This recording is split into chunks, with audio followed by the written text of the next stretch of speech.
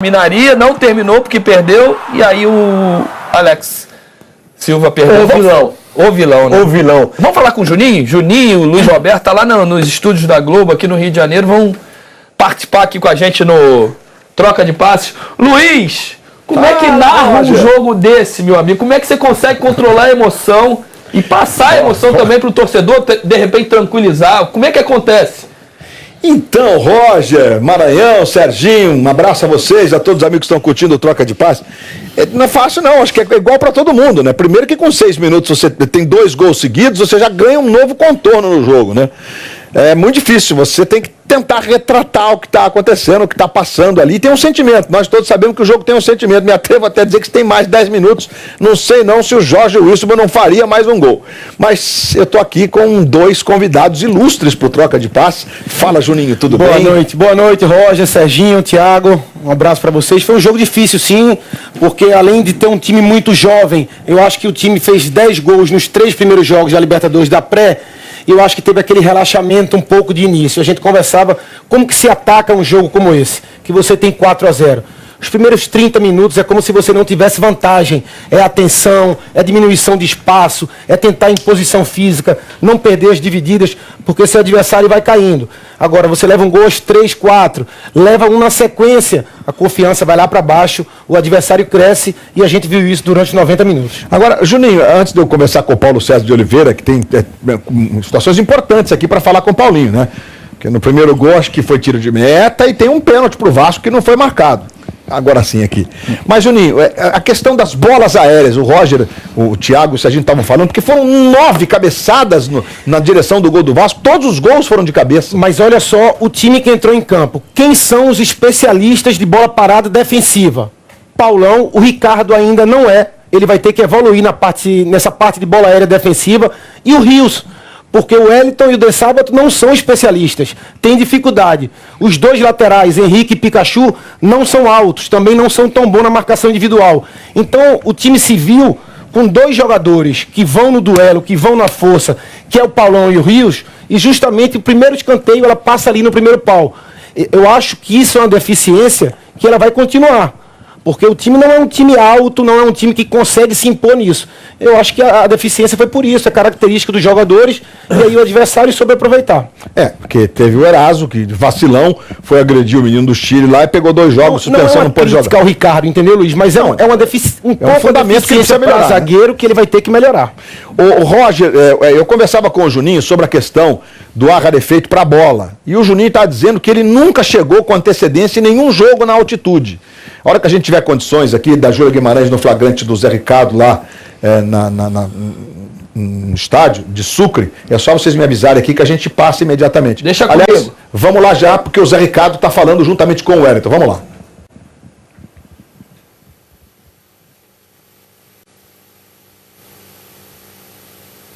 Está acontecendo. Acho que no segundo tempo equilibramos um pouco a partida, mas mesmo assim o Wilson não conseguiu chegar ao 4º gol. Então isso é Libertadores, eram 2 jogos e o mais importante é que nós conseguimos passar para a fase de grupos, nosso grande desejo.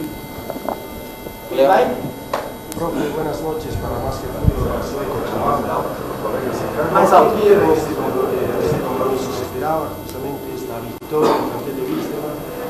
Por que ele apostava?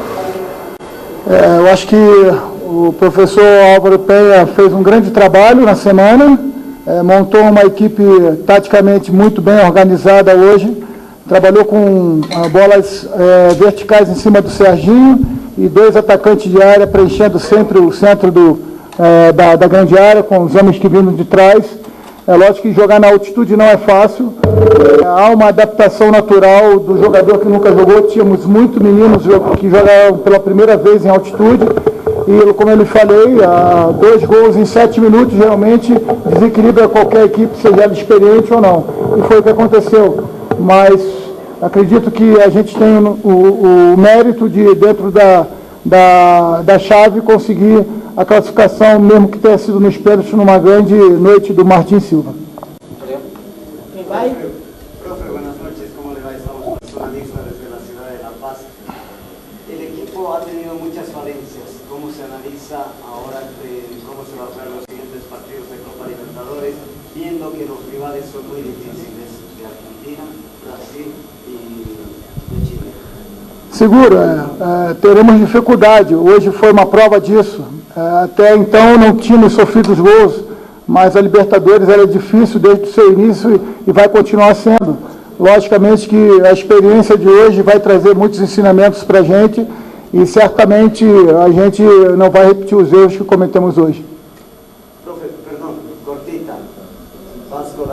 Vasco da Gama merecia classificar por el fútbol que ha demonstrado? Sim, nos 4 jogos que fez, eu acredito que pelo montante do jogo, acredito que a gente mereceu a classificação.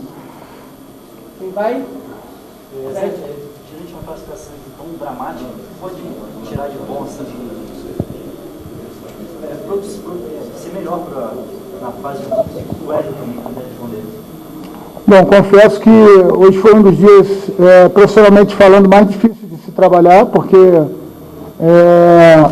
2 gols tiraram o nosso equilíbrio, a nossa equipe não conseguiu se encontrar, a equipe do Luiz também imprimiu um ritmo muito alto e isso desgastou a nossa equipe, que já tinha dificuldades da altitude, e logicamente que o placar, passando a 3-0 no primeiro tempo, cria uma certa incerteza no vestiário, mas a gente conseguiu voltar um pouco mais equilibrado e o último gol até me parece um pouco fora de jogo, mas me pareceu um pouco fora de jogo, mas o Wilson mereceu o resultado, mereceu muito bem o resultado. E nos pênaltis tivemos a capacidade, e principalmente o Martin Silva, numa noite muito feliz, de conseguir a classificação. O importante era a classificação, viemos aqui para classificar para a fase de grupos e o objetivo foi alcançado.